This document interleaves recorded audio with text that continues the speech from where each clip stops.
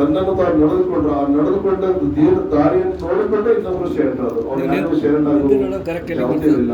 ಆ ಒಂದು ಅವರ ವಿಷಯಗಳನ್ನು ನೋಡಿ 12 ಶತಮಾನಗಳು 12ನೇ ಶತಮಾನದಲ್ಲಿ ನಡೆದ ಅದ್ರಲ್ಲಿ ಏನೋ ಒಂದು ಶಕ್ತಿ ಇದೆ ಅಂತಾನೆ. ಹೀಗಾಗಿ ಈ ಒಂದು ಕಾರ್ಯಕ್ರಮದಲ್ಲಿ ಮುಕ್ತಾಯಕ ಅವರ ಕುರಿತು ಉಪನ್ಯಾಸ ನೀಡಲಿದ್ದಾರೆ ಶರಣೆ ಡಾಕ್ಟರ್ ಚೆನ್ನಮ್ಮ ಅಲ್ವಾ ಅವರು. ಹಿಡ್ಕೊಂಡಿದ್ರು ಅದ ಕೈಯಾಗ ಮಟೀರಿಯಲ್ಸ್ ಇರ್ತಾವಲ್ಲ.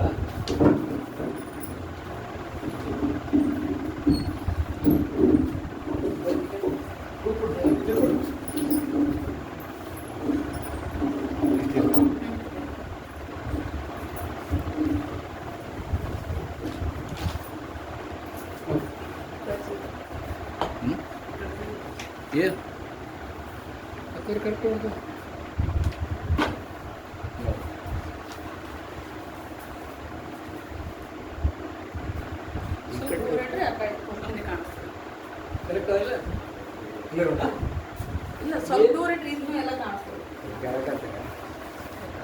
ಸೂರ್ಯನ ಏನು ಮಾಡ್ತಾರೆ ಜನರು ಆ ಕಡೆ ಈ ಕಡೆ ಓಡಾಡ್ತಿರ್ತಾರೆ ನೋಡಿ. ಅಕ್ಕ ನೀವು ಕರ್ಕೊಂಡು ಹೋಗ್ಬೇಕು.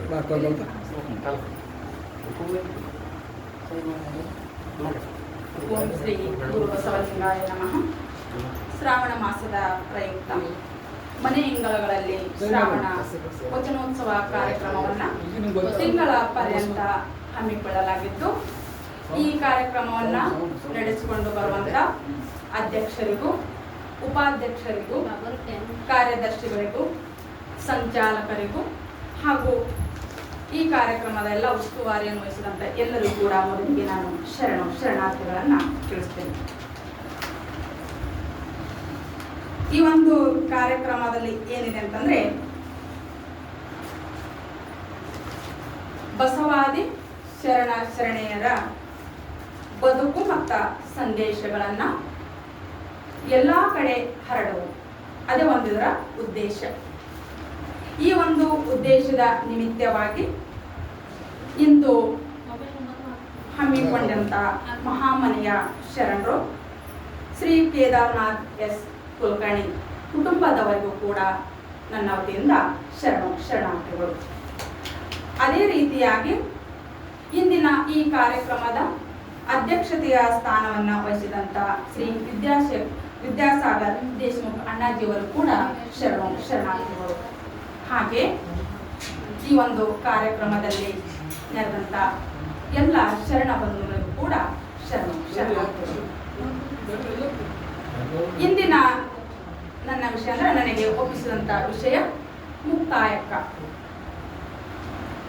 ಬಸವಾದಿ ಶರಣೆಯರ ಸಮುದಾಯದಲ್ಲಿ ವಚನಕಾರ್ತಿಯರ ಸಂಖ್ಯೆಯನ್ನ ಗಣನೀಯ ಸ್ಥಾನ ಪಡೆದದು ಕನ್ನಡ ಸಾಹಿತ್ಯ ಸಂಸ್ಕೃತಿಗೆ ಒಂದು ಮಹತ್ವದ ಕೊಡುಗೆಯಾಗಿರುವುದನ್ನ ನಾವಿಲ್ಲಿ ಕಾಣ್ತೀವಿ. ಮಹಿಳಾ ಜಾಗೃತಿ ಸಾಧನೆಯ ಅನುಭಾವಿಕ ಆಧ್ಯಾತ್ಮಿಕ ಕ್ಷೇತ್ರಗಳಲ್ಲಿ ವೇದಕಾಲ, ಪುರಾಣ ಕಾಲ, ಆ ಕಾಲದಲ್ಲಿರುವಂಥ ಸ್ತ್ರೀ ವ್ಯಕ್ತಿತ್ವಗಳು, ಬುದ್ಧ ಯುಗದ ಥೇರಿಗಳ ಸಾಧನೆ, ಇವುಗಳ ಅನಂತರ ನಾವು ನೋಡ್ತಾ ಹೋದ್ರೆ ಸಾಹಿತ್ಯಿಕ ದಾರ್ಶನಿಕ ಕ್ಷೇತ್ರಗಳಲ್ಲಿ ಗಣನೀಯ ಸೇವೆಯನ್ನ ಸಲ್ಲಿಸಿದವರು ಅಂತಂದ್ರೆ ನಮ್ಮ ಕನ್ನಡ ನಾಡಿನ ವಚನಕಾರ್ತಿಯರು ಅಂತಂದ್ರೆ ತಪ್ಪಾಗಿರ್ತಿಲ್ಲ. ಈ ಮಹಿಳಾ ಸಾಧನೆಯ ಇತಿಹಾಸದಲ್ಲಿ ಇದೊಂದು ಅನುಪಮ ಅಪೂರ್ವವಾದಂತ ಒಂದು ವಿಶೇಷ ಘಟ್ಟ ಅಂತೇಳಿ ನಾವು ಅರ್ಥ ಮಾಡ್ಬೋದು. ದಾರ್ಶನಿಕ ಸಾಧನೆ, ಭಕ್ತಿ, ಸಾಹಿತ್ಯಿಕ ಅಭಿವ್ಯಕ್ತಿಯಲ್ಲಿ ರಸ ಸಿದ್ಧಾಂತದ ಉತ್ಕೃಷ್ಟ ಉದಾಹರಣೆಗಳನ್ನ ನಾವಿಲ್ಲಿ ಕಾಣ್ತೀವಿ. ಪ್ರಮುಖವಾಗಿ ನೋಡೋದಾದ್ರೆ ವಚನ ಸಾಹಿತ್ಯದಲ್ಲಿ ಶೃಂಗಾರ ರಸದ ಸತಿಪತಿ ಭಾವ, ಶರಣಸತಿ, ಲಿಂಗಪತಿ ಭಾವದ ನಿದರ್ಶನಗಳನ್ನ ನಾವಿಲ್ಲಿ ಬಹಳಷ್ಟು ನೋಡಬಹುದು. ಆದರೆ ವಚನಕಾರ್ತಿಯಾದಂತಹ ಮುಕ್ತಾಯಕ್ಕನ ಅಭಿವ್ಯಕ್ತಿಯ ಮಹತ್ವವನ್ನ ನೋಡಿದಾಗ ಅವಳು ಪಡೆದಂತ ಸ್ಥಾನವನ್ನ ನೋಡಿದಾಗ ಅವಳು ಭಾವಾವಂಶ, ವಾತ್ಸಲ್ಯ ಭಾವ ಮತ್ತೆ ಭಾತೃ ಪ್ರೀತಿಯನ್ನ ನಾವಿಲ್ಲಿ ಕಾಣ್ತೀವಿ. ಅವಳು ತನ್ನ ಅಣ್ಣನಲ್ಲಿಯೇ ಮಹಾಗುರುವನ್ನ ಕಂಡಂತವಳು ಮುಕ್ತಾಯಕ್ಕ. ಆಕೆಯ ಅಣ್ಣ ಅಂತಂದ್ರೆ ಅಜಗಣ್ಣ. ಉಪಮಾತೀತ, ವಾಂಗ್ಮಯ ನಕ್ಕತೀತ, ಗುರು ಲಿಂಗ ಜಂಗಮ ಸತ್ವವನ್ನ ತಂದುಕೊಂಡಿರುವಳಲ್ಲದೆ ಆತನೇ ಆಕೆಯ ಪಾಲಿಗೆ ತತ್ವಾತೀತ ತತ್ವಮಯನು, ಮಹಾಮಂತ್ರ, ಮೂಲ ಮಂತ್ರ, ಮಾತೃಸ್ಥಾನವನ್ನು ಉಳ್ಳಂತವನು ಆಕೆಯ ಅಣ್ಣ ಅಜಗಣ್ಣ. ಸಕಲ ವೇದ ಶಾಸ್ತ್ರ ಪುರಾಣ ಆಗಮ ಅಷ್ಟಾದಶ ವಿದ್ಯೆಗಳ ಗರ್ಭೀಕರಿಸಿಕೊಂಡಂತ ಪರತತ್ವನು ಆಗಿ ಮಹಾಲಿಂಗ ಸ್ವರೂಪನೇ ಆಗಿರುವಂತವನು ಅಜಗಣ್ಣ. ಮುಕ್ತಾಯಕ್ಕ ವಚನಕಾರ್ತಿಯರ ಸಮೂಹದಲ್ಲಿ ಒಂದು ವಿಶಿಷ್ಟವಾದ ವ್ಯಕ್ತಿತ್ವವನ್ನ ಪಡೆದಿರುವುದನ್ನ ನಾವಿಲ್ಲಿ ಕಾಣ್ತೀವಿ. ಭಾರತೀಯ ಅನುಭಾವಿಕ ಆಧ್ಯಾತ್ಮಿಕ ತತ್ವ ಸಿದ್ಧಾಂತಗಳ ಆಳ ವಿಸ್ತಾರವನ್ನ ನಾವು ನೋಡಿದಾಗ ಇವಳೊಬ್ಬಳು ಮಹಾಜ್ಞಾನಿ ಅಂತಂದ್ರೆ ತಪ್ಪಾಗ್ಲಿಕ್ಕಿಲ್ಲ. ಆಕೆ ಅರಿವು, ಆಚಾರ, ಸಾಕಾರ, ನಿರಾಕಾರಗಳ ಸಮನ್ವಯ ಸಾಮರಸ್ಯ ಸಿದ್ಧಿಗಳನ್ನ ಪ್ರತಿಪಾದಿಸುತ್ತಲೇ ತನ್ನೊಳಗೆ ಅವುಗಳನ್ನ ಗರ್ಭೀಕರಿಸಿಕೊಂಡವಳು ಮುಕ್ತಾಯಕ್ಕ. ಅವುಗಳನ್ನ ತನ್ನೊಳಗೆ ಸಾಕ್ಷಾತ್ಕರಿಸಿಕೊಂಡು ಮಹಾನ್ ಶಿವಾನುಭವ ಸಾಧಕರಾದಂಥ ಅಲ್ಲಮ ಪ್ರಭುವಿನಂತ ಅಪ್ರತಿಮ ಯೋಗಿಯ ಒಂದಿಗೆ ಚರ್ಚೆಗೆ ಇಳಿದವಳು ಯಾರು? ಇಲ್ಲಿ ಮುಕ್ತಾಯಕ್ಕ. ತಾನು ನಂಬಿದಂತ ತನ್ನ ಅಣ್ಣನ ಆಚರಣೆ ಅನುಭವಗಳ ಸಾಧನೆಗಳ ಜೊತೆಗೆ ಲೌಕಿಕ ಬದುಕಿನ ಸಾಕಾರ ನಿಷ್ಠೆ ಕ್ರಿಯಾಚರಣೆಗಳಿಗೆ ಈಕೆಯದು ಅಪೂರ್ವವಾದಂಥ ಅಪ್ರತಿಮ ವ್ಯಕ್ತಿತ್ವ ಅಂತ ಹೇಳಿದ್ರೆ ಇಲ್ಲಿ ತಪ್ಪಾಗ್ಲಿಕ್ಕಿಲ್ಲ. ಭಾರತೀಯ ಮಹಿಳಾ ಅನುಭಾವಿಗಳಲ್ಲಿ ಈಕೆಗೆ ಪ್ರಥಮ ಸ್ಥಾನವನ್ನ ಸಲ್ಲಬೇಕು ಅಂತ ಹೇಳ್ತಾರೆ. ಮಾದೇವಿ ಅಕ್ಕನ ಜೊತೆಗೆ ಇಲ್ಲಿ ಸಮನಾಗಿ ಮುಕ್ತಾಯಕ್ಕಳನ್ನ ನಾವು ನಿಲ್ಲಿಸಬೇಕು ಅನ್ನುವಂತ ಮಾತನ್ನ ಬರ್ತದೆ. ಗಾರ್ಗಿಯ ಸಂವೇದನಾ ಶಕ್ತಿ ನಾವು ಪೌರಾಣಿಕವಾಗಿ ವೇದ ಕಾಲದಲ್ಲಿ ಹೋದಾಗ ಅಲ್ಲಿ ಗಾರ್ಗಿ, ಮೈತ್ರೇಯಿ ಇವರೆಲ್ಲರನ್ನ ಕಾಣ್ತೀವಿ. ಆ ಎಲ್ಲಾ ಶಕ್ತಿಗಳು ಈ ಮುಕ್ತಾಯಕನಲ್ಲಿ ಇದ್ದು ಅನ್ನುವಂತ ಮಾತು ಬರ್ತದೆ.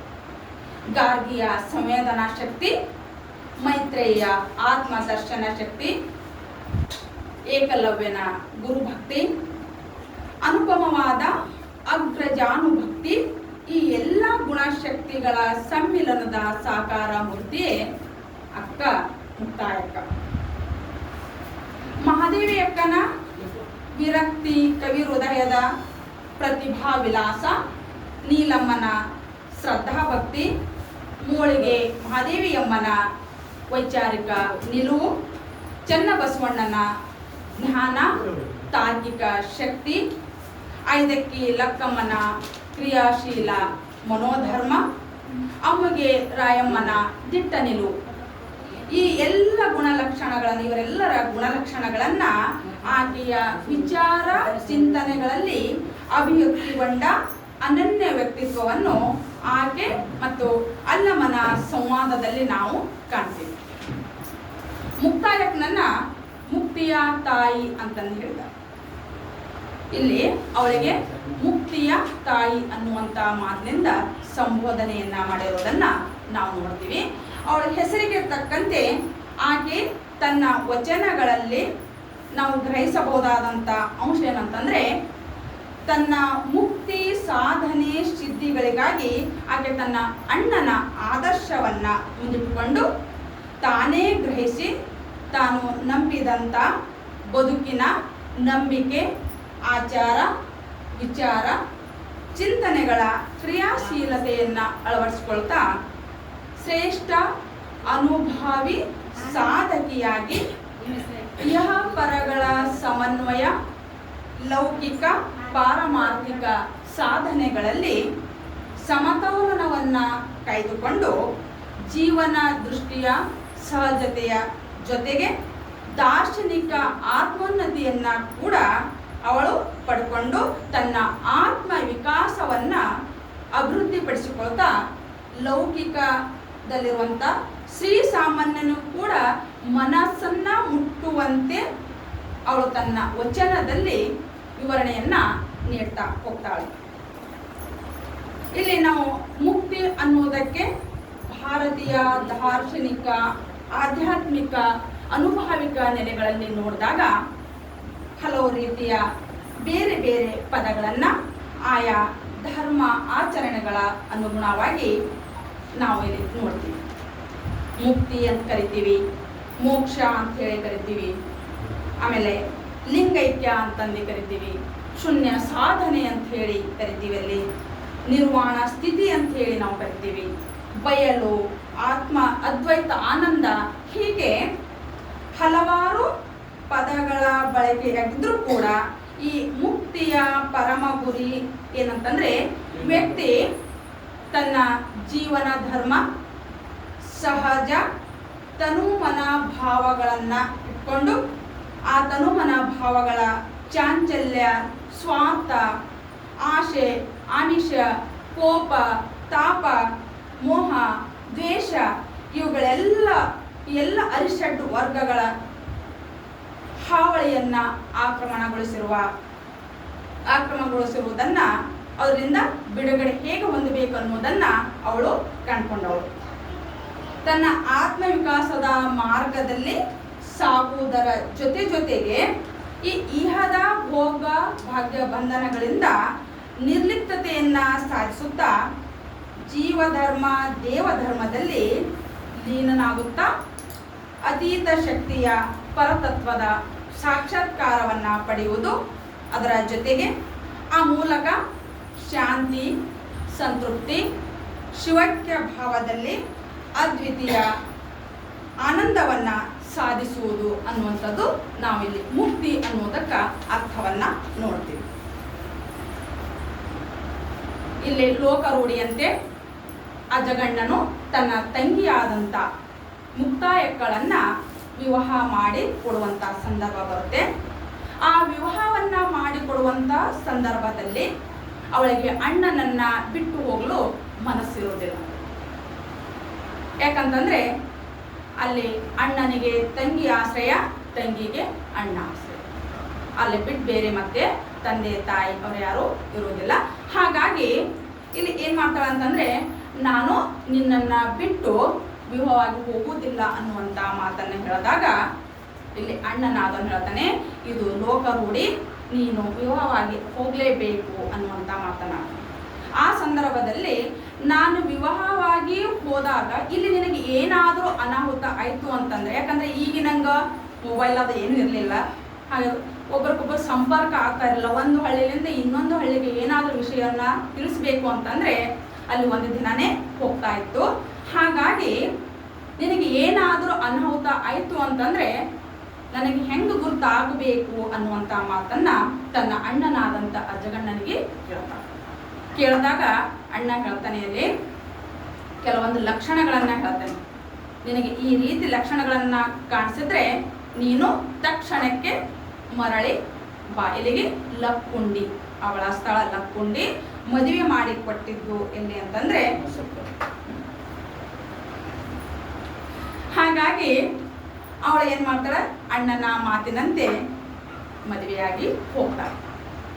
ಇಲ್ಲಿ ಅಣ್ಣನಾದಂಥ ಅಜಗಣ್ಣನು ದಿನನಿತ್ಯ ಅವನು ತಾನು ತನ್ನ ಕಾಯಕವನ್ನ ಮಾಡ್ತಾ ಇರ್ತಾನೆ, ಅಂದ್ರೆ ಫಲ ಕಾಯ್ಲಿಕ್ಕೆ ಹೋಗ್ತಾ ಇರ್ತಾನೆ. ಒಂದು ದಿನ ಏನಾಗ್ತದ, ಪ್ರತಿನಿತ್ಯ ಹೆಂಗ ಹೋಗ್ತಾ ಇದ್ದಲ್ಲ ಅದೇ ರೀತಿ ಒಂದು ದಿನ ಕೂಡ ಹೋಗ್ತಾನೆ. ಹೋಗಿ ಹಿಂದಿರುಗಿ ಬರಬೇಕಾದ್ರೆ ಒಂದು ಕಟ್ಟಿಗೆ ಹೊರೆಯನ್ನ ತಲೆ ಮೇಲೆ ಹೊತ್ಕೊಂಡು ಮರಳಿ ಮನೆಗೆ ಬರ್ತಾನೆ. ಆ ಮನೆಗೆ ಬರುವಂತ ಸಂದರ್ಭದಲ್ಲಿ ಆ ಮನೆಯ ತಲಬಾಗಿಲಿನ ಮೇಲಿರುವಂತ ಚೌಕಟ್ಟಿರುತ್ತೆ. ಆ ಮನೆಯೊಳಗೆ ಅವ್ರು ಹೋಗ್ಬೇಕಂತ ಎಷ್ಟೇ ಪ್ರಯತ್ನ ಪಟ್ಟರು ಕೂಡ ಅದನ್ನ ಏನಾಗ್ತದೆ, ತಾಗ್ತಾ ಇರ್ತದೆ. ಹಾಗಾಗಿ ಆ ತಾಗುವಾಗ ಏನಾಗ್ತದೆ ಅಂತಂದ್ರೆ ಆ ಮನೆಯ ತಲಬಾಗಿಲಿನ ಚೌಕಟ್ಟೇನದಲ್ಲ ಅದು ಆತನ ಹಣೆಗೆ ಬಂದು ತಾಕ್ಬಿಡ್ತದೆ, ಅಂದ್ರೆ ಬಡಿದ್ಬಿಡ್ತದೆ.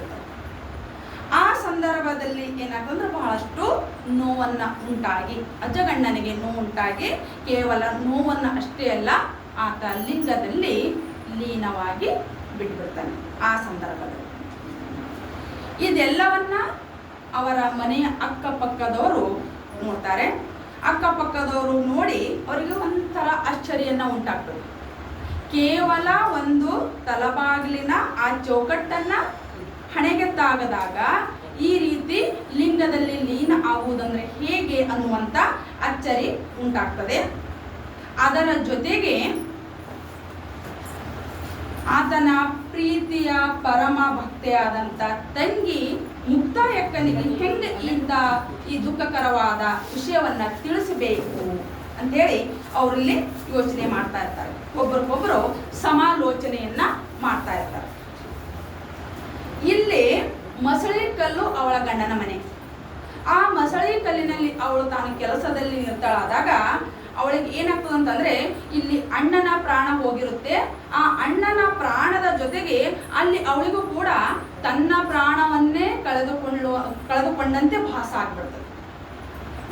ಹಾಗ ಆದಾಗ ಅವಳಿಗೆ ಏನೋ ಒಂಥರ ದುಃಖ, ಏನೋ ನನ್ನ ಅಣ್ಣನಿಗೆ ಏನೋ ಆಗಿದೆ ಅಂತ. ಯಾಕಂದ್ರೆ ಹಿಂದೆನೆ ಅಣ್ಣನಾದವನು ಹೇಳಿದ್ದ, ನನಗೆ ಏನಾದರೂ ಆದ್ರೆ ನಿನ್ನ ಕೆಲವೊಂದು ಲಕ್ಷಣಗಳು ಗೋಚರಿಸ್ತೇವೆ, ಆ ತಕ್ಷಣಕ್ಕೆ ನನಗೇನೋ ಒಂದು ಕೆಟ್ಟ ವಿಷಯ ಆಗಿದೆ, ಕೆಟ್ಟ ಸುದ್ದಿ ನಿನಗೆ ಬಂದು ತಲುಪದ ಅಣ್ಣಂದು ಅನ್ನೋದನ್ನ ನೀನು ಅರ್ಥ ಮಾಡ್ಕೋಬೇಕು ಅಂತ ಹೇಳಿದ್ದ. ಹಾಗಾಗಿ ಅವಳು ಏನ್ ಮಾಡ್ತಾಳ ಅಂತಂದ್ರೆ ತನ್ನ ಅಣ್ಣನ ಪ್ರಾಣ ಇಲ್ಲಿ ಹೋಗಿರುತ್ತೆ, ಅಲ್ಲಿ ಅವಳಿಗೂ ಕೂಡ ಪ್ರಾಣವನ್ನ ಹೋಗ್ಲಕತ್ತದ ನಂದು ಅನ್ನುವಂಗೆ ಭಾಸ ಆಗ್ತಾ ಇರ್ತದಲ್ಲ. ಅದೇ ಸಂದರ್ಭಕ್ಕೆ ತಕ್ಷಣಕ್ಕೆ ಏನ್ ಮಾಡ್ತಾಳ ಅಂತಂದ್ರೆ ಈ ಮಸಳಿ ಕಲ್ಲಿನಿಂದ ತನ್ನ ತವರು ಮನೆಯಾದಂತ ಲಕ್ಕುಂಡಿಗೆ ಬಂದ್ಬಿಡ್ತಾಳೆ. ಈ ಲಕ್ಕುಂಡಿಗೆ ಬಂದ್ಬಿಟ್ಟಾಗ ಈ ಅಣ್ಣನ ವಿಯೋಗವನ್ನ, ಅವನ ವಿರಹದ ನೋವನ್ನ ಅವಳಿಗೆ ತಾಳಕ್ಕೆ ಆಗಂಗಿಲ್ಲ. ಯಾಕಂತಂದ್ರೆ ಅವಳ ಪ್ರಪಂಚನೇ ಅಣ್ಣ. ಕೇವಲ ಅಣ್ಣ ಆಗಿರ್ಲಿಲ್ಲ, ಆತ ಮಹಾಗುರು ಕೂಡ ಅವಳಿಗಾಗಿದ್ದ. ಹಾಗಾಗಿ ಅವಳು ಏನ್ ಮಾಡ್ತಾಳ ಅಂತಂದ್ರೆ ಆ ಅಣ್ಣನ ತಲೆಯನ್ನ ತನ್ನ ಅಂಗೈಯಲ್ಲಿ ಹಿಡ್ಕೊಂಡು ಆತನ ಸಾಧನೆ ಸಿದ್ಧಿಗಳನ್ನ, ಆತನ ಶ್ರೇಷ್ಠತೆಗಳನ್ನ ಒಂದೇ ಸವನೆ ನೆನೆದು ಆತನನ್ನ ಬಣ್ಣಿಸುತ್ತಾ ಅಳಲಕ್ಕ ಪ್ರಾರಂಭ ಮಾಡ್ತಾಳೆ. ಇಲ್ಲಿ ತಾನು ಒಂದು ವಚನದ ಮೂಲಕ ಹೇಳ್ತಾಳೆ, ಅರಿವು ಅಣಲೊಳಗಿಕ್ಕಿ ಆಗುತ್ತಿದೆ ಮರ್ತ್ಯ ಲೋಕವೆಲ್ಲವೂ. ಅರಿವು ಅಣಲೊಳಗಿಕ್ಕಿ ಆಗುತ್ತಿದೆ ಮರ್ತ್ಯ ಲೋಕವೆಲ್ಲವೂ. ಅಳಿಯುವುದನರಿಯದೆ ಕೆಟ್ಟಿತ್ತಿ ಲೋಕವೆಲ್ಲವೂ. ಅಳಿಯುವುದನರಿಯದೆ ಕೆಟ್ಟಿತ್ತಿ ಲೋಕವೆಲ್ಲವೂ. ನಾನೆಂತೂ ಬದುಕುವೆನಣ್ಣ, ಕತ್ತಲೆ ಒಳಗ ಕಾಣದ ಸಂದೇಹಿ ನಾನೊಬ್ಬಳು. ಎನ್ನ ಕಣ್ಣ ಕಟ್ಟಿ ಕನ್ನಡಿಯ ತೋರಿತ್ತೋ ಅಜಗಣ್ಣ ನಿನ್ನ ಯೋಗ. ಏನ್ ಹೇಳ್ತಾ ಅಂತಂದ್ರೆ ಈ ಜಗತ್ತು ಅನ್ನೋದು, ಈ ಜಗತ್ತು ಅರಿವು ಎಂಬುದನ್ನ ಕೇವಲ ಬಾಯಿ ಚಪಲತೆಗಾಗಿ ಮಾತ್ರ ಬಳಸ್ಕೋತಾರೆ. ಅದಕ್ಕಾಗಿ ಹಾಳಾಗುವುದನ್ನ ಅರಿಲಾರ್ದೆ ಕೆಟ್ಟು ಹೋಗ್ಲಕತ್ತದ. ಏನ್ ಆಗ್ಲಕತ್ತದ ಅನ್ನೋದು ಈ ಜಗತ್ತು ವಿಚಾರ ಮಾಡ್ತಾ ಇಲ್ಲ. ಈ ಜಗತ್ತಿನಲ್ಲಿ ನಾನು ನಿನ್ನ ಮುಂದಣ ಮಾರ್ಗದರ್ಶನವಿಲ್ಲದೆ ಹೇಗೆ ಬದುಕಲಿ? ನಿನ್ನ ಮಾರ್ಗದರ್ಶನದ ಮೂಲಕ ನಾನು ಸಾಕ್ತಾ ಇದ್ದೆ. ಈಗ ನೀನು ಇಹಲೋಕವನ್ನ ತ್ಯಜಿಸಿ ಬಿಟ್ಟಿಯಲ್ಲ, ಈಗ ನನಗೆ ಯಾರು ಮಾರ್ಗದರ್ಶನವನ್ನ ನೀಡುವವರು? ನೋಡ್ರಿ, ನಾವು ನೀವೆಲ್ಲ ಸಾಮಾನ್ಯ ಜನರು ಅಳ್ತೀವಿ ಅಂತಂದ್ರೆ ನನಗೆ ಫಲ ಇಟ್ಟು ಹೋಗ್ಲಿಲ್ಲ, ಮನಿ ಇಟ್ಟು ಹೋಗ್ಲಿಲ್ಲ, ಹಂಗ ಹಿಂಗ ನಾವು ಸಾಮಾನ್ಯ ಜನರು ಅಳ್ತೀವಿ. ಆದ್ರೆ ಅವಳು ಅದಕ್ಕೂ ಅಳ್ತಾ ಇಲ್ಲ. ಅವಳು ಎದಕ್ಕೆ ಅಳ್ತಾ ಇದ್ದಾಳ ಅಂತಂದ್ರೆ ನನಗೆ ಮುಂದಿನ ದಾರಿ ತೋರಿಸುವವರು ಯಾರು? ನನ್ನ ಅರಿವಿನ ಗುರುವನ್ನ ತೋರಿಸುವಂಥವ್ರು ನೀನು, ಅದನ್ನ ತೋರಿಸುವವರು ಯಾರು ಅನ್ನುವಂಥದ್ದು ಒಂದು ಅವಳ ನಿಲುವಾಗಿರ್ತದೆ. ಅದರ ಜೊತೆಗೆ ಅವಳು ಹೇಳ್ತಾಳೆ, ಏನ್ ಹೇಳ್ತಾಳ ಅಂತಂದ್ರೆ ಕತ್ತಲೆ ಬೆಳಕುಗಳ ಭೇದನೆ ನನಗೆ ಗೊತ್ತಿಲ್ಲ. ಅದನ್ನ ಅರಿಲಾರ್ದಂತ ಸಂದೇಹಿ ನಾನು. ಯಾವುದು ಕತ್ತಲೆ ಯಾವುದು ಬೆಳಕು ಅಂದ್ರೆ ಯಾವುದು ಜ್ಞಾನ ಯಾವುದು ಅಜ್ಞಾನ, ಇದರ ಅರಿವು ನನಗಿಲ್ಲ. ನೀನು ಇದ್ರೆ ಮಾತ್ರ ಜ್ಞಾನ ಅಜ್ಞಾನ ಇವು ಯಾವ ಅನ್ನೋದನ್ನ ನೀನು ಅರ್ಥ ಮಾಡಿಸಿಕೊಡ್ಬೋದು. ಈಗ ನೀನೇ ಇಲ್ಲ ಅಂತಂದ್ಮೇಲೆ ನಾನು ಈ ಕತ್ತಲೆ ಬೆಳಕಿನ ಆಟದಲ್ಲಿ ಹೇಗೆ ಬದುಕಲಿ? ಇನ್ನೊಂದು ಹೇಳ್ತಾಳ ಅವಳು, ಏನು ಅಂತಂದ್ರೆ ನೀನು ಇರ್ಲಿಲ್ಲ ಅಂತಂದ್ರೆ ನನಗೆ ಬೆಳಕೇ ಇಲ್ಲ. ಅಂದ್ರೆ ಎದಕ್ಕೆ ಬೆಳಕಿಲ್ಲ? ನನ್ನ ಜೀವನಕ್ಕೆ ಬೆಳಕಿಲ್ಲ. ಬೆಳಕೇ ಇಲ್ಲ ಅಂತಂದ್ರೆ ಸಾಮಾನ್ಯವಾಗಿ ಸೂರ್ಯ ಚಂದ್ರ ಬರ್ತಾರೆ ಹೋಗ್ತಾರೆ, ಅದು ಸಾಮಾನ್ಯ ವಿಷಯ. ಆದ್ರೆ ಅವಳ ಜೀವನಕ್ಕೆ, ಜೀವನ ಅನ್ನೋದಕ್ಕಿಂತ ಅವಳ ಅರಿವಿಗೆ ಇಲ್ಲಿ ಬೆಳಕೇ ಇಲ್ಲ ಅನ್ನುವಂತ ಮಾತನ್ನ ಅವಳು ಇಲ್ಲಿ ಹೇಳ್ತಾಳೆ. ಇನ್ನ ನಿನ್ನ ಅನುಭವದ ಆನಂದವನ್ನ ನಾನು ಪಡಿಲಿಕ್ಕೆ ಆಗಂಗಿಲ್ಲ ಅಂತೇಳಿ ಒಂದೇ ಸವನೆ ಅವಳು ದುಃಖಿಸ್ತಾ ಇರ್ತಾಳೆ, ಪ್ರಲಾಪಿಸ್ತಾ ಇರ್ತಾಳೆ, ಸೋಪಿಸ್ತಾ ಇರ್ತಾಳೆ. ಅಷ್ಟೊಂದು ದುಃಖ ಅವಳಲ್ಲಿ ಮಡಗಟ್ಟಿ ಹೋಗ್ತದೆ. ಇನ್ನೊಂದು ವಿಷಯ ಹೇಳ್ತಾಳೆ, ಏನು ಅಂತಂದ್ರೆ ನೀನು ಇಲ್ಲ ಅಂತಂದ್ರೆ ನಾನು ಹೆಂಗಾಗಿನಿ ಅಂತಂದ್ರೆ ಕಣ್ಣನ್ನ ಕಟ್ಟಿ ಕನ್ನಡಿಯನ್ನ ತೋರಿಸಿದಂತೆ ನನ್ನ ಜೀವನ ಆಗ್ಬಿಟ್ಟಿದೆ. ಅಂದ್ರೆ ನಾನು ಕಣ್ಣು ಇದ್ರೂ ಕೂಡ ಇಲ್ಲಿ ಕುರುಡಳಾಗಿ ಬಿಟ್ಟೀನಿ ಅನ್ನುವಂಥ ವಿಷಯವನ್ನ ಇಲ್ಲಿ ತಾನು ಹೇಳ್ತಾ ಅಳ್ತಾ ಇರ್ತಾಳೆ. ಆ ಒಂದು ಸಂದರ್ಭದಲ್ಲಿ ಇನ್ನೊಂದು ಮತ್ತೆ ಏನ್ ಹೇಳ್ತಾಳ ಅಂತಂದ್ರೆ, ಇಲ್ಲಿ ಕೂರ್ಮನ ಶಿಶುವಿನ ಸ್ನೇಹದಂತೆ ಒಂದಾಗಿ ಇರ್ಲಾರ್ದೆ ನೀನು ಹೀಗ್ಯಾಕೆ ನನಗ ಬಿಟ್ಟು ಹೋದಿ ಅನ್ನುವಂಥ ಮಾತನ್ನ ಬರ್ತದೆ. ಆತನ ಯೋಗ ಆಂತರ್ಯದ ಸಾಧನೆ ಅಂತರಂಗ ಮತ್ತ ಬಹಿರಂಗಗಳ ಭೇದವಿಲ್ಲದೆ ಬಾಳಿದ ಬದುಕನ್ನ ಒಂದೇ ಸವನೆ ನೆನೆದು ನೆನೆದು ಅವಳು ದುಃಖಿಸ್ತಾ ಇರ್ತಾಳೆ.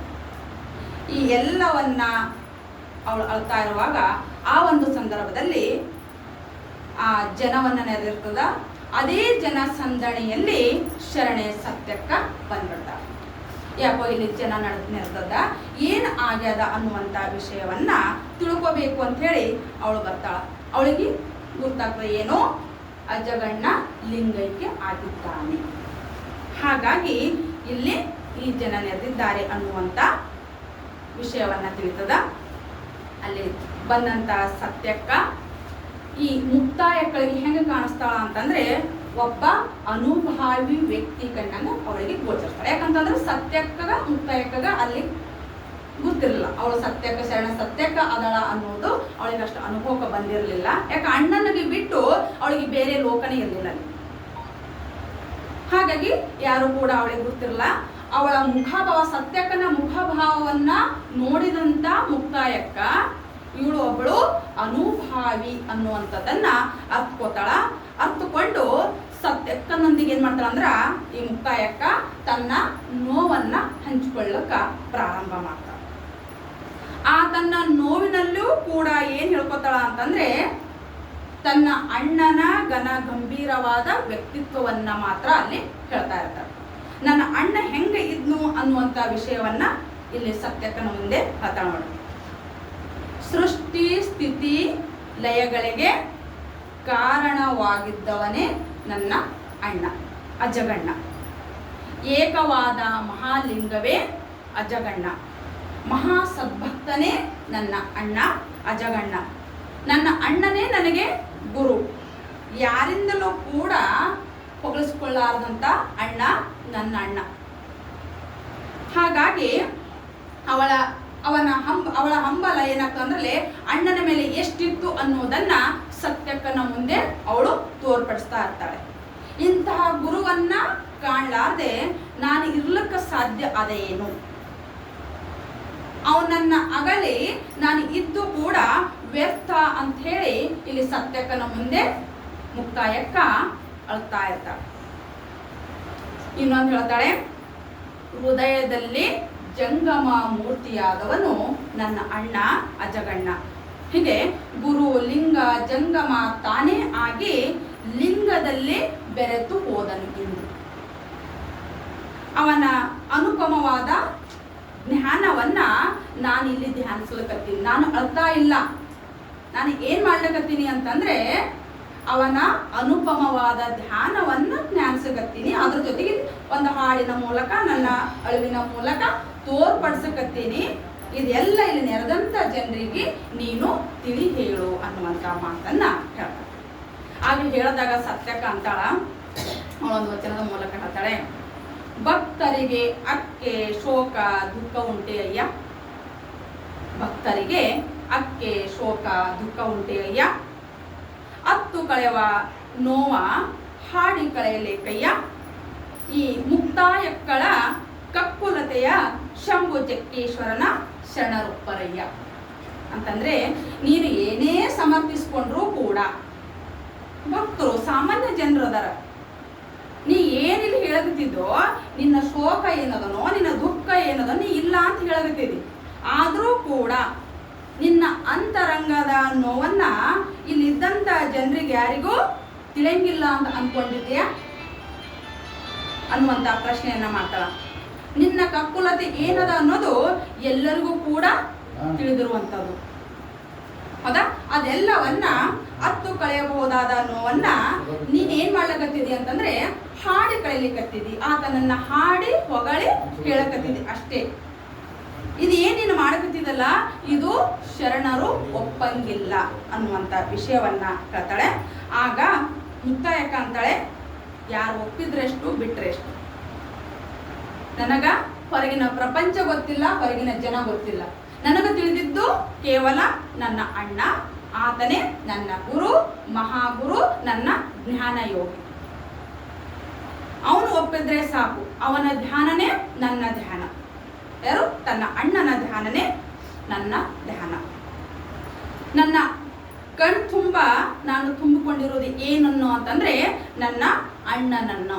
ಆತನನ್ನ ನೋಡುವುದು ಒಂದೇ ನನಗೀಗ ಬೇಕಾಗಿರುವಂಥದ್ದು. ಅದಕ್ಕೆ ಬಿಟ್ಟು ನಾನು ಬೇರೆ ಯಾವ ಕಡೆನೂ ಕೂಡ ಲಕ್ಷ್ಯ ಕೊಡಂಗಿಲ್ಲ ಅನ್ನುವಂತ ಮಾತನ್ನ ಹೇಳ್ತಾಳ.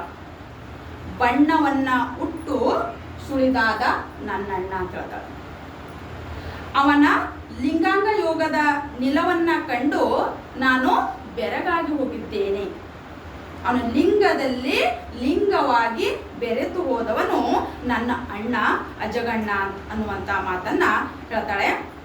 ಇನ್ನೊಂದು, ಅವನ ಅರಿವು ಅನ್ನೋದು ಎಂಥದ್ದು ಇತ್ತು ಅನ್ನುವುದನ್ನ ನನಗ ಮಾತ್ರ ಗೊತ್ತು, ಬೇರೆ ಹೊರ ಜಗತ್ತಿಗೆ ಗೊತ್ತಿಲ್ಲ ಅನ್ನುವಂಥ ವಿಷಯ ಕೂಡ ಹೇಳ್ತಾಳೆ. ಹೀಗೆ ಇದೇ ರೀತಿ ಮುಕ್ತಾಯಕ್ಕ ಮತ್ತ ಸತ್ಯಕ್ಕ ಇಬ್ಬರ ನಡುವೆ ಚರ್ಚೆಯನ್ನ ಆಗ್ತದೆ. ಅದಾದ ನಂತರ ಮುಕ್ತಾಯಕ್ಕ ಏನ್ ಮಾಡ್ತಾಳ ಅಂತಂದ್ರೆ ತನ್ನ ಮನಸ್ಸಿನೊಳಗೆ ಆತನನ್ನ ನೆನೆಯುತ್ತಾ ಧ್ಯಾನಿಸುತ್ತಾ ಅಲ್ಲಿ ಕಣ್ಣೀರನ್ನ ಇಡ್ತಾಳೆ, ರೋಧಿಸ್ತಾಳೆ. ಅಲ್ಲಿ ಅವನನ್ನ ಪರಿಪರಿಯಾಗಿ ಪ್ರಶ್ನೆಯನ್ನ ಮಾಡ್ತಾಳೆ. ಯಾಕ ಅಲ್ಲಿ ಅಣ್ಣ ಜೀವಂತವಾಗಿ ಇಲ್ಲ, ಆದ್ರೂ ಕೂಡ ಅವಳಿಗೆ ನನ್ನ ಅಣ್ಣ ಇಲ್ಲಿ ಎಲ್ಲರಿಗೂ ಕಣ್ಣಿಗೆ ಕಾಣುವ ಹಾಗೆ ಇಹಲೋಕ ತ್ಯಜಿಸಿರಬೇಕು, ಆದರೆ ನನ್ನ ಒಳಗೆ ನನ್ನ ಅಣ್ಣ ಇನ್ನೂ ಕೂಡ ಜೀವಂತವಾಗಿ ಇದ್ದಾನೆ ಅನ್ನುವಂತ ವಿಷಯವನ್ನ ಅರ್ಥ ಮಾಡಿಕೊಂಡು ಅಲ್ಲಿ ಏನ್ ಮಾಡ್ತಾಳೆ ಅಂತಂದ್ರೆ ಅವಳು ಅವನ ಮುಂದೆ ಪ್ರಶ್ನೆಯನ್ನ ಇಡ್ತಾಳೆ. ಏನು ಪ್ರಶ್ನೆ ಇಡ್ತಾಳೆ ಅಂತಂದ್ರೆ, ನನಗ ಮುಂದ ಜ್ಞಾನವನ್ನ ನೀಡುವವರು ಯಾರು? ಯಾರಿಗೆ ಕೇಳ್ತಾಳೆ? ತನ್ನ ಅಣ್ಣನಾದಂತ ಅಜಗಣ್ಣನಿಗೆ ಕೇಳ್ತಾಳೆ. ಯಾರು? ತನ್ನ ತಂಗಿಯಾದಂತ ಮುಕ್ತಾಯಕ್ಕ. ಅಂಧಳಾದ ನನ್ನನ್ನು ಈ ಪ್ರಪಂಚದ ಜ್ಞಾನವನ್ನ ಹೆಂಗ್ ಅರಿಲಿಕ್ಕೆ ಸಾಧ್ಯ ಅದ? ಅಂಧಕಾರನಿಗೆ ಒಬ್ಬರು ಬೇಕಲ್ಲ ದಾರಿ ತೋರಿಸ್ಲಿಕ್ಕೆ. ಆ ದಾರಿ ತೋರಿಸುವಂತ ನೀನೇ ಈಗ ಇಲ್ಲವಾದಿಯಲ್ಲ, ನಾನು ಹೇಗೆ ಮುಂದೆ ಏನು ಮಾಡಲಿ ಅನ್ನುವಂತ ಪ್ರಶ್ನೆಯನ್ನ ಇಲ್ಲಿ ಬರ್ತದೆ. ನಿಮ್ಗೆ ಈಗಾಗಲೇ ಹೇಳಿದಾಗೆ, ನೀನು ಕೂರ್ಮನ ಶಿಶುವಿನ ಸ್ನೇಹದಂತೆ ಇರಲೊಲ್ಲದೆ ಹೋಗಿಬಿಟ್ಟೆಯ ಅಣ್ಣ, ಆರೂಢವಾಗಿ ಬಿಟ್ಟೆಯ, ನಿನ್ನ ನನ್ನ ಹೆಂಗ ಮರಿಲಿ? ಸೋಲಿಲ್ಲದ ಸೊಮ್ಮಿಲ್ಲದ ಮಹಾಗಣವು ನೀನಾಗಿದ್ದಾಗ ಆ ಮಹಾಜ್ಞಾನಿಯಾದ ನಿನ್ನನ್ನ ಮರಿಬೇಕು ಅಂತ ಅಂದ್ರೆ ಹೆಂಗ ಮರಿಲಿಕ್ಕ ಸಾಧ್ಯ ಅದ ಅಂತ ಹೇಳಿ ಅವಳು ಒಂದೇ ಸವನೆ ಧೈರ್ಯಗೆಟ್ಟು ಇಲ್ಲಿ ಏನ್ ಮಾಡ್ತಾಳೆ, ರೋಧಿಸ್ತಾ ಇರ್ತಾಳೆ, ಅಳ್ತಾ ಇರ್ತಾಳೆ. ಈ ಒಂದು ಸಂದರ್ಭದಲ್ಲಿ ಏನಾಗ್ತದ ಅಂತಂದ್ರೆ ಅಲ್ಲಿಗೆ ಅಲ್ಲಮ ಪ್ರಭುದೇವರು ಬರ್ತಾರೆ. ಈ ಎಲ್ಲ ವಿಷಯವನ್ನ ಅಲ್ಲಿದು ಇರುವಂತ ಸಂದರ್ಭವನ್ನ ಅಲ್ಲಮ ಪ್ರಭುದೇವರಿಗೆ ಅರ್ಥ ಮಾಡ್ಕೊಳ್ಳೋದೇನು ಬಹಳಷ್ಟು ತಿಳಿಲಿಲ್ಲ. ಅಲ್ಲಿ ಹಿಂಗ್ ಆಗ್ಯದ ವಿಷಯ ಅನ್ನೋದು ಅರ್ಥ ಮಾಡ್ಕೊಂಡ್ರು, ಆದ್ರೆ ಮುಕ್ತಾಯಕ್ಕ ಏನ್ ಅಳ್ತಾ ಇರ್ತಾಳಲ್ಲ ಅದು ಆಶ್ಚರ್ಯ ಆಗ್ಬಿಡ್ತದೆ. ಯಾರಿಗೆ? ಅಲ್ಲಮ ಪ್ರಭುದೇವ. ಇಲ್ಲಿ ಯಾವ ಕಾರಣಕ್ಕೆ ಅಲ್ಲಿ ಆ ದುಃಖವನ್ನ ನಡೀತಾ ಇದೆ ಅನ್ನೋದ ಅವ್ರಿಗೆ ಅರ್ಥ ಆಗ್ತಿರ್ತದೆ. ಆದ್ರೆ ಇನ್ನೊಂದು ಏನಾಗ್ತದ ಅಂತಂದ್ರೆ ಇಲ್ಲಿ ಅಲ್ಲಿ ನೆರೆದಂತ ಜನರು ಆ ಅಣ್ಣ ತಂಗಿಯ ವ್ಯಕ್ತಿತ್ವ ಯಾವ ರೀತಿ ಇತ್ತು ಅನ್ನೋದನ್ನ ಹಾಡಿ ಹೋಗ್ತಾ ಇರ್ತಾರೆ. ಅಂದ್ರೆ ಅಂತ ಒಂದು ಸಂಬಂಧ, ಅಂತ ಒಂದು ಬಾಂಧವ್ಯ ನಾವು ಎಲ್ಲಿಯೂ ಕೂಡ ಕಾಣಂಗಿಲ್ಲ, ಕಂಡಿಲ್ಲ ಅನ್ನುವಂತ ವಿಷಯ ಅಲ್ಲಿ ನೆರೆದಂತ ಜನರು ಚರ್ಚೆ ಮಾಡ್ತಾ ಇರ್ತಾರೆ. ಇದೆಲ್ಲವನ್ನ ನೋಡಿದಂತ ಮಹಾಜ್ಞಾನಿ ಅಲ್ಲಮ ಪ್ರಭುದೇವರು ಏನ್ ಮಾಡ್ತಾರೆ ಅಂತಂದ್ರೆ ಇಲ್ಲಿ ಅವರಿಬ್ಬರ ಜ್ಞಾನದ ಬಗ್ಗೆ ಇವರು ಕೂಡ ಅರ್ಥ ಮಾಡ್ಕೋತಾರೆ. ಮುಕ್ತಾಯಕ್ಕನ ಜ್ಞಾನ ಎಂತಹುದು ಅನ್ನೋದು ಕೂಡ ಇಲ್ಲಿ ಅಲ್ಲಮ ಪ್ರಭುದೇವರಿಗೆ ಅರ್ಥ ಆಗ್ಬಿಡ್ತದೆ. ಈ ಮುಕ್ತಾಯಿ ಅಂದ್ರೆ ಮುಕ್ತಾಯಕ್ಕ ಲೌಕಿಕ ಆಶೆಯಿಂದ ಅಣ್ಣನಿಗಾಗಿ ಪ್ರಲಾಪಿಸುತ್ತಿಲ್ಲ ಅನ್ನುವಂತ ವಿಷಯ ಅಲ್ಲಮ ಪ್ರಭುದೇವರಿಗೆ ಅರ್ಥ ಆಗ್ತದೆ. ಇದನ್ನ ತಿಳಿದಂತ ಅಲ್ಲಮ ಪ್ರಭುದೇವರು ಆಕೆಯ ನೋವನ್ನ ಹೇಗಾದ್ರೂ ಮಾಡಿ ಏನ್ ಮಾಡ್ಬೇಕು, ಮುಕ್ತಿಯನ್ನ ಹೊಂದಿಸ್ಬೇಕು, ಕೊನೆಗೊಳಿಸಬೇಕು. ಇಲ್ಲ ಅಂತಂದ್ರೆ ಅವಳು ಅಣ್ಣನ ನೋವಿನಲ್ಲೇ ಹಾಗೆ ಮುಂದುವರಿತಾಳ ಅನ್ನುವಂತ ವಿಷಯವನ್ನ ಅರ್ಥ ಮಾಡಿಕೊಂಡು ಅವಳ ಏನಾದ್ರೂ ಮಾಡಿ ಚರ್ಚೆಯನ್ನ ಮಾಡ್ತಾನೆ. ಎಲ್ಲಿ? ಅಲ್ಲಮ ಪ್ರಭು ಮುಕ್ತಾಯಕನೊಂದಿಗೆ ಚರ್ಚಿಸ್ತಾ ಇರ್ತಾರೆ. ಆ ಚರ್ಚೆಯ ಮುಖಾಂತರ ಅವಳ ನೋವನ್ನ ನಾನು ಕಡಿಮೆ ಮಾಡಿಸಬಹುದು ಅನ್ನುವಂತ ವಿಷಯ ಅರ್ಥ ಆಗ್ತದೆ. ಅದರ ಜೊತೆಗೆ ಮುಕ್ತಾಯಕನ ಮೇಲೆ ಮತ್ತಷ್ಟು ಗೌರವ ಹೆಚ್ಚಾಗ್ಬಿಡ್ತದೆ. ಅಂದ್ರೆ ಅವಳ ಎಂತಹ ಮಹಾಜ್ಞಾನಿ ಅದಳ ಅನ್ನುವಂತ ವಿಷಯವನ್ನ ಇಲ್ಲಿ ಅವ್ರಿಗೆ ಅರ್ಥ ಆಗ್ಬಿಡ್ತದೆ. ಇಂಥ ಮಹಾಜ್ಞಾನಿ ಇಲ್ಲಿ ಅಳ್ತಾ ಇದ್ದಾಳೆ ಅಂತಂದ್ರೆ ಅವಳು ಈ ಲೌಕಿಕದ ಸುಖಕ್ಕಾಗಿ ಅಳ್ತಾ ಇಲ್ಲ, ಅವಳು ಪಾರಮಾರ್ಥಿಕ ಸುಖಕ್ಕಾಗಿ, ತನ್ನ ಒಳಗಿನ ಅರಿವು ಜ್ಞಾನದ ಸುಖಕ್ಕಾಗಿ ಅಳ್ತಾ ಇದ್ದಾಳೆ ಅನ್ನುವಂತ ವಿಷಯವನ್ನ ಅಲ್ಲಮ ಪ್ರಭುದೇವರಿಗೆ ಗೊತ್ತಾಗ್ತದ. ಇಲ್ಲಿ ಮುಕ್ತಾಯಕ್ಕ ಮತ್ತ ಅಲ್ಲಮ ಪ್ರಭುದೇವರ ಮಧ್ಯದಲ್ಲಿ ಸಂವಾದವನ್ನ ನಡೀತದೆ. ಅವ್ರು ಕೇಳ್ತಾರೆ ಇಲ್ಲಿ ಅಲ್ಲಮ ಪ್ರಭುದೇವರು, ಅವ್ವ ನೀ ಯಾಕೆ ಅಳ್ತಾ ಇದ್ದೀಯಾ ಪ್ರಶ್ನೆಯನ್ನ ಮಾಡ್ತಾರೆ. ನಿನ್ನಲ್ಲಿ ಈ ಅನುತಾಪ ಯಾಕ, ಅದು ನನಗ ಅರ್ಥ ಆಗುತ್ತೆ. ಆದ್ರೆ ನೀನೇನ್ ಅಳ್ಳಕತ್ತಿದಲ್ಲ ಅದು ಅಳ್ಳೋದು ಸರಿ ಅಲ್ಲ ಅನ್ನುವಂತ ಮಾತನ್ನ ಹೇಳ್ತಾರೆ. ಈ ಲಿಂಗೈಕ್ಯನಾದಂತ ನಿನ್ನ ಅಣ್ಣನ ತಲೆ ಪರಿಪೂರ್ಣ ಜ್ಞಾನದಿಂದ ತುಂಬಿದಂತ ಆ ತಲೆ ನಿನ್ನ ಅಂಗೈಯೊಳಗೆ ಅದ. ನನಗೆ ಯಾರು ಮುಂದಿನ ಅರಿವನ್ನ ಕೊಡೋರು, ನನಗೆ ಯಾರು ಜ್ಞಾನವನ್ನು ನೀಡೋರು ನೀ ಕೇಳ್ತಾ ಇದ್ದೀಯಲ್ಲ, ಆ ಜ್ಞಾನ ತುಂಬಿದ ತಲೆ ಎಲ್ಲದ ನಿನ್ನ ಅಂಗೈ ಒಳಗೆ ಅದ. ಅಂಗೈ ಒಳಗೆ ಇಟ್ಕೊಂಡು ನನಗೆ ಮುಂದಿನ ದಾರಿ ಕಾಣ್ತಾ ಇಲ್ಲಲ್ಲ ಅಂತಂದು ಹೇಳ್ತಾ ಇದೆಯಲ್ಲ, ಇದು ಸರಿ ಏನು ಅನ್ನುವಂತ ಪ್ರಶ್ನೆಯನ್ನ ಇಲ್ಲಿ ಅಲ್ಲಮ ಪ್ರಭುದೇವರು ಮುಕ್ತಾಯಗಳಿಗೆ ಮಾಡ್ತಾರೆ. ನಂಗೆ ಹೇಳ್ತಾರೆ, ಅರಳಿದ ಈ ಪುಷ್ಪದಂತಿರುವ ನಿನ್ನ ಅಣ್ಣನ ಕೊರಳಿಗೆ ನಿನ್ನ ಜ್ಞಾನದ ಅರಿವಿನ ಕಣ್ಣೀರೇ ಮುತ್ತಿನ ಸರವಾಗಿ ಅಲಂಕೃತಗೊಳ್ತಾ ಇದೆ. ನೀನು ಆ ಗುರುವನ್ನ ನಾನು ಏನು ಕೊಡಬಲ್ಲೆ ಅನ್ನುವಂತ ಪ್ರಶ್ನೆಯನ್ನ ಕೇಳ್ತಲ್ಲ, ನಿನ್ನ ಕಣ್ಣೀರೇ ಏನಾಗ್ಲತ್ತ ಅಂತಂದ್ರೆ ಆ ಜ್ಞಾನ ತುಂಬಿದ ಕಣ್ಣೀರು ಮುತ್ತಿನ ಸರವಾಗಿ ನಿನ್ನ ಅಣ್ಣನ ಕೊರಳಿಗೆ ಬೀಳ್ತಾ ಇದೆ. ಈ ಪುಷ್ಪದ ಜ್ಞಾನದ ಮಕರಂದವನ್ನ ನಾ ಮುಂದು ತಾ ಮುಂದು ಅಂತ ಹೇಳಿ ಎಷ್ಟೋ ದುಂಬಿಗಳು ಅದನ್ನ ತೀರಲು ಬರ್ತಾ ಇದ್ದಾರೆ. ದುಂಬಿಗಳು ಅಂತಂದ್ರೆ ಇಲ್ಲಿ ಭಕ್ತರು. ನೀನು ಮತ್ತ ನಿನ್ನ ಅಣ್ಣನ ಜ್ಞಾನವನ್ನ ಅರ್ಥ ಮಾಡ್ಕೋಕ್ಕೆ, ಅದನ್ನ ಅವ್ರು ಹೀರ್ಲಿಕ್ಕೆ ಅಂದ್ರೆ ಅದನ್ನ ಅವ್ರು ಪಡಿಲಿಕ್ಕೆ ನಾ ಮುಂದು ತಾ ಮುಂದು ಅಂತ ಹೇಳಿ ಈ ಭಕ್ತರು ಬರ್ಲಕತ್ತಾರ. ನೀನಂತೂ ಈಗಾಗಲೇ ಏನೋ ನಿನ್ನ ಅಣ್ಣನಿಂದ ಎಲ್ಲ ಅರಿವನ್ನ ಹೀರ್ಕೊಂಡು ಬಿಟ್ಟಿದ್ದಿ. ಆದರೂ ಕೂಡ ನೀನು ಈಗ ಈ ರೀತಿ ಅಳ್ತಾ ಇದೆಯಲ್ಲ, ಈ ರೀತಿ ಶೋಕಿಸ್ತಾ ಇದೆಯಲ್ಲ, ಇದು ಸರಿ ಏನು ಅನ್ನುವಂಥ ಪ್ರಶ್ನೆಯನ್ನ ಇಲ್ಲಿ ಕೇಳ್ತಾರೆ. ಇದೇ ರೀತಿ ಅವರಿಬ್ಬರ ನಡುವೆ ಚರ್ಚೆ ನಡೀತದೆ. ಕೊನೆಗೆ ಏನಾಗ್ತದಂತಂದ್ರೆ ಇಲ್ಲಿ ಅಲ್ಲಮ ಪ್ರಭುದೇವರು ಈ ಅಣ್ಣ ಇಲ್ಲ ಅಂತ ತಿಳ್ಕೊಬೇಡ, ಅಣ್ಣ ನಿನ್ನ ಅಣ್ಣ ನಿನ್ನ ಜೊತೆಗೆ ಅದನ್ನ ಅನ್ನುವಂಥ ಅರಿವನ್ನ ಮೂಡಿಸಿ ಅವರು ಅಲ್ಲಿಂದ ಹೊರಟು ಹೋಗ್ಬಿಡ್ತಾರೆ. ನಾವಿನ್ನು ಅವಳ ವಚನಗಳಲ್ಲಿ ವೈಚಾರಿಕತೆಯನ್ನ ನೋಡಿದಾಗ, ಸಮಾಜಕ್ಕೆ ಅವಳು ಏನನ್ನ ಹೇಳಿದ್ದಾಳೆ ಅನ್ನೋದನ್ನ ನೋಡಿದಾಗ ಅವಳು ಮನುಷ್ಯನ ನೈತಿಕ ಮಾರ್ಗದಲ್ಲಿ ನಡೆಯುವಂಥ ರೀತಿಗಳನ್ನ ತಿಳಿಸ್ತಾ ಹೋದ. ಈ ಸಮಾಜದಲ್ಲಿರುವಂಥ ಡೊಂಕನ್ನ ತೀಡಿ ಅವರಿಗೆ ಬದುಕಿನ ಸಾರ್ಥಕತೆಯನ್ನ ಯಾವ ರೀತಿ ಕಟ್ಕೋಬೇಕು ಅನ್ನುವಂಥ ಮಾರ್ಗದರ್ಶನವನ್ನು ನೀಡಿದವಳೆ ಈ ಮುಕ್ತಾಯಕ್ಕ. ಹಾಗಾಗಿ ಅವಳಿಗೆ ಮಹಾಜ್ಞಾನಿ ಮುಕ್ತಾಯಕ್ಕ ಅಂತ ಹೇಳಿ ಸಂಬೋಧನೆಯನ್ನ ಮಾಡ್ತಾರೆ. ಸುಮ್ಮನೆ ಸಮಯವನ್ನ ವ್ಯರ್ಥ ಮಾಡದೆ, ಒಬ್ಬರು ಇನ್ನೊಬ್ಬರನ್ನ ಟೀಕಿಸದೆ ನೀವು ನಿಮ್ಮತನವನ್ನ ಮೊದಲು ಅರ್ಥ ಮಾಡ್ಕೊಳ್ರಿ ಅನ್ನುವಂಥ ವಿಷಯವನ್ನ ಇಲ್ಲಿ ಹೇಳ್ತಾಳೆ. ತಾನು ತನ್ನ ಅಣ್ಣನಾದಂಥ ಅಜಗಣ್ಣನಲ್ಲಿ ಕಂಡಂತ ಸತ್ಯವನ್ನ ಈ ಸಮಾಜಕ್ಕೆ ಪ್ರಚುರಪಡಿಸಿರುವುದನ್ನ ನಾವಿಲ್ಲಿ ಕಾಣ್ತೀವಿ. ಸಮಾಜದಲ್ಲಿ ವ್ಯಕ್ತಿ ಹೆಂಗ ಬದುಕಬೇಕು, ಯಾವ ರೀತಿ ಬದುಕಿದ್ರೆ ಒಳ್ಳೆಯದು ಅಂತನ್ನೋದನ್ನ ಬಯಸುವಂತವಳು ಯಾರು? ಈ ಮುಕ್ತಾಯಕ್ಕ. ಅವಳ ವಚನಗಳ ಗೂಢಾರ್ಥವನ್ನ ನಾವು ನೋಡಿದಾಗ ಶಿವಶರಣನ ಮಹಿಮೆ ಯಾರಿಗೂ ಕೂಡ ತೋರಿಕೆ ಅಂತೆ ಕಾಣಬಾರದು ಅನ್ನುವಂಥ ವಿಷಯವನ್ನ ಹೇಳ್ತಾರೆ. ಡಾಂಬಿಕವಾದ ಪೂಜೆ ಪುನಸ್ಕಾರಗಳು ಇರಬಾರದು. ಎಲ್ಲಿ ಡಾಂಬಿಕತೆ ಇರುತ್ತದೆಯೋ ಅಲ್ಲಿ ಆತ ಶಿವಶರಣ ಆಗ್ಲಿಕ್ಕ ಸಾಧ್ಯ ಇಲ್ಲ ಅನ್ನುವಂಥ ವಿಷಯವನ್ನ ಇಲ್ಲಿ ಸಮಾಜಕ್ಕೆ ತಿಳಿಪಡಿಸ್ತಾಳೆ. ಈ ರೀತಿಯಾಗಿ ಶರಣನಾದವನು ಅರಿವು ಜ್ಞಾನ ಅನ್ನುವಂಥ ಯೋಗ ಆತನಲ್ಲಿ ಇರಬೇಕು. ಅವನು ಶರಣನಾದವನು ಹೆಂಗಿರ್ಬೇಕು ಅಂತಂದ್ರೆ ಬಯಲಲ್ಲಿ ಬಯಲಾಗಿ ಇರಬೇಕು ಅನ್ನುವಂಥ ವಿಷಯವನ್ನು ಹೇಳ್ತಾಳೆ.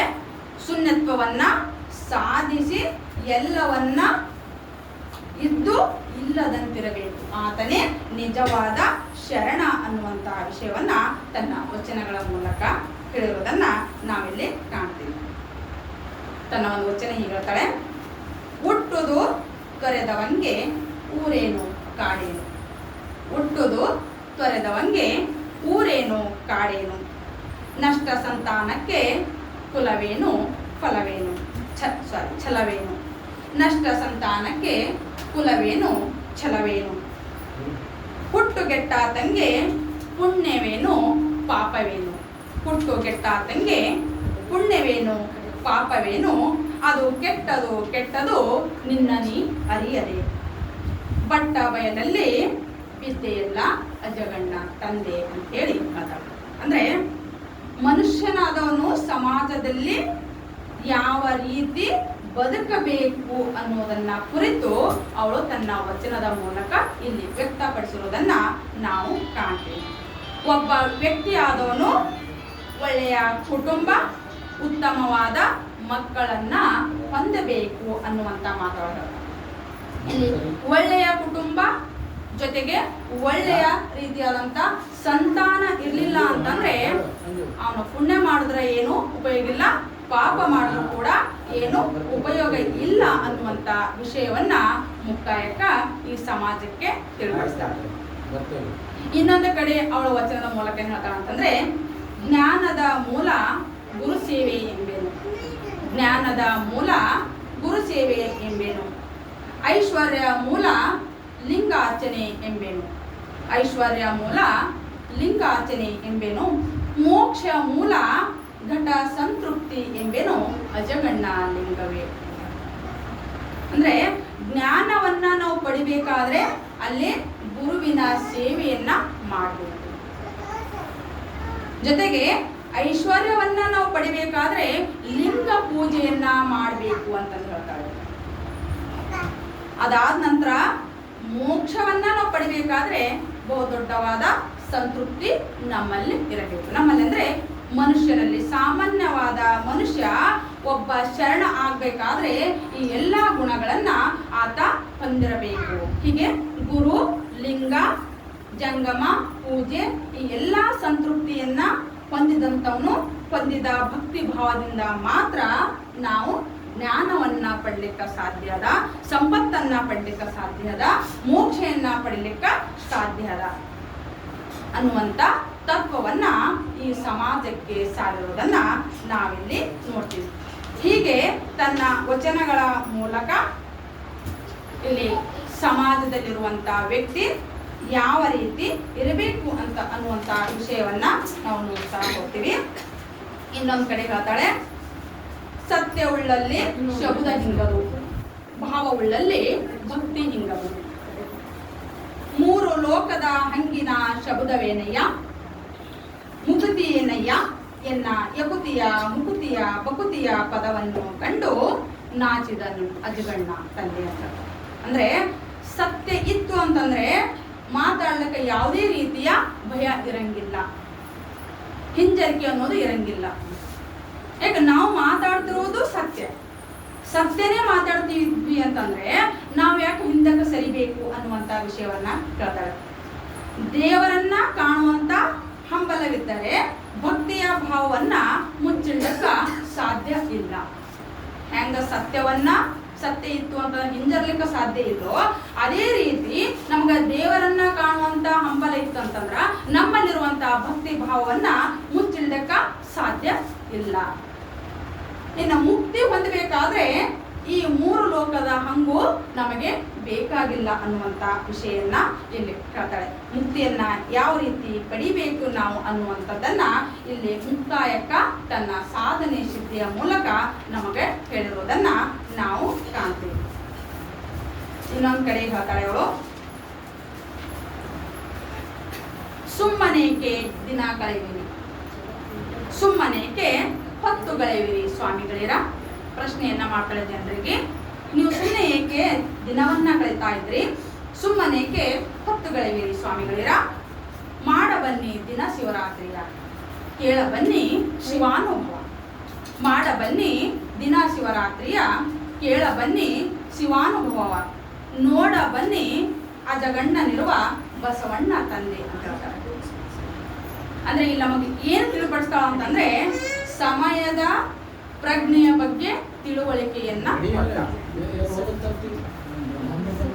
ಸಾಧಕನಾದವನು ಸಮಯವನ್ನ ಸದುಪಯೋಗ ಮಾಡ್ಕೊಳ್ಬೇಕು, ಹಾಳು ಮಾಡ್ಕೋಬಾರ್ದು. ನಾವೊಂದು ಏನಾದರೂ ಸಾಧನೆ ಮಾಡ್ಬೇಕು ಅಂತಂದ್ರೆ ನಮಗೆ ಒಂದೊಂದು ಸೆಕೆಂಡು ಕೂಡ ಏನಾಗ್ತದ ಅಂತಂದ್ರೆ ಬಹಳ ಅತ್ಯುತ್ತಮವಾಗಿ ಇರ್ತದೆ ಅನ್ನುವಂತ ವಿಷಯವನ್ನ ಹೇಳ್ತಾಳೆ. ಇಲ್ಲಿ ಸಮಯದ ಮಹತ್ವವನ್ನ ಹೇಳ್ತಾಳೆ. ಆಮೇಲೆ ಮನುಷ್ಯನಲ್ಲಿರುವಂತ ನೈತಿಕ ಪ್ರಜ್ಞೆಯನ್ನ ಹೇಳ್ತಾಳೆ. ಜೊತೆಗೆ ಅರಿವಿನ ಜ್ಞಾನವನ್ನ ಕೂಡ ಯಾವ ರೀತಿ ನಾವು ಪಡಿಬೇಕು ಅನ್ನೋದನ್ನ ಕಾಣ್ತೇವೆ. ಅಂತಹ ಮಹಾಜ್ಞಾನಿ ಮುಕ್ತಾಯಕ ಕೇವಲ ಸಾಹಿತ್ಯಿಕವಾಗಿ ಇರದೆ ಜನಪದ ಸಾಹಿತ್ಯದಲ್ಲಿಯೂ ಕೂಡ ಜನಪದರು ಆಕೆಯನ್ನ ಹಾಡಿ ಹೊಗಳಿರುವುದನ್ನ ನಾವಿಲ್ಲಿ ಕಾಣ್ತೀವಿ. ಅವಳಲ್ಲಿರುವಂತ ಆಲೋಚನೆಗಳು ಮತ್ತ ಅಕ್ಕ ಮಹಾದೇವಿಯ ಸಾಲಿನಲ್ಲಿ ನಿಲ್ಲಿಸ್ತದೆ. ಯಾಕೆ ಅಕ್ಕ ಮಹಾದೇವಿಯ ಆಲೋಚನೆಗಳು ಇಲ್ಲಿ ಮುಕ್ತಾಯಗಳ ಆಲೋಚನೆಗಳನ್ನ ನೋಡಿದಾಗ ಇಬ್ಬರ ನಿಲುವು ಕೂಡ ಒಂದೇ ರೀತಿಯಾಗಿ ಮುಂದುವರಿಯುತ್ತದೆ ಅನ್ನುವಂತ ವಿಷಯವನ್ನ ಇಲ್ಲಿ ನಾವು ವೈಚಾರಿಕವಾದಂತ ವಚನಗಳನ್ನ ನೋಡಿದಾಗ ಇಲ್ಲಿ ನಮಗೆ ಗೋಚರಿಸ್ತದೆ ಅನ್ನುವಂತ ವಿಷಯವನ್ನ ಇಲ್ಲಿ ಶರಣರ ಸಂಘದಿಂದ ಒಬ್ಬ ಸಾಮಾನ್ಯ ಅನುಭಾವಿಯಾಗಿ ಹೊರಹೊಮ್ಮುವುದು ವಿಶೇಷವಾಗಿರುವುದನ್ನ ನಾವು ನೋಡ್ತೀವಿ. ಈ ಎಲ್ಲ ವಿಷಯವನ್ನ ಇಲ್ಲಿ ಮುಕ್ತಾಯಕ ನಮ್ಮೆಲ್ಲರ ಮುಂದೆ ತೋರ್ಪಡಿಸುವುದನ್ನ ನೋಡ್ತಾ ಇಲ್ಲಿವರೆಗೆ ನನ್ನ ಈ ಉಪನ್ಯಾಸವನ್ನ ಶಾಂತಚಿತ್ತದಿಂದ ಕುಳಿತು ಕೇಳಿದಂತ ಎಲ್ಲ ಶರಣ ಬಂಧುಗಳಿಗೂ ಕೂಡ ಶರಣಾರ್ಥಿಗಳನ್ನು ತಿಳಿಸ್ತಾ ನನ್ನ ಉಪನ್ಯಾಸಕ್ಕೆ ವಿರಾಮವನ್ನು ನೀಡ್ತೇನೆ.